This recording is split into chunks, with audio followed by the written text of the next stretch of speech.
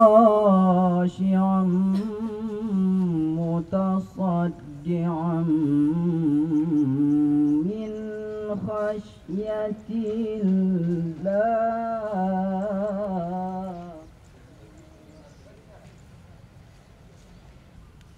هو الله الذي لا إله إلا هو الملك القدوس السلام. Himne Oh Dayahku dan himne Al-Manar. Hadirin dimohon berdiri.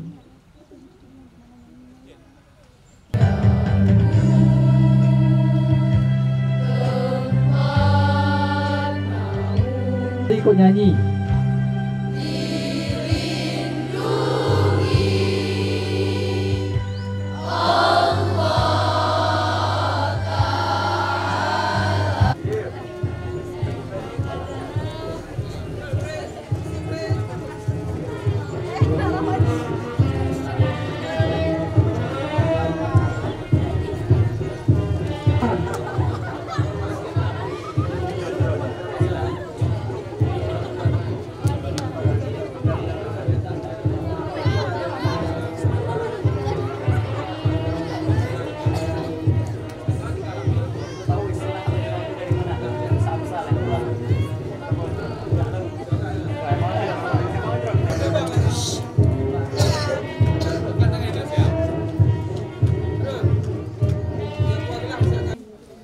Nah, yang paling penting acara ini adalah acara besar pesantren. Upacara apel tahunan ini acara agenda pertama pesantren yang setiap tahun diadakan, kemudian agendanya besar, menghabiskan biaya hampir 70 juta lebih. Jadi kepada santri semuanya, waktu upacara bendera semuanya ditahan, sikap, waktu siap-siap, nggak ada yang ngomong, cokeh kiri kanan, nggak boleh. Nampakkan diri kita berdisiplin.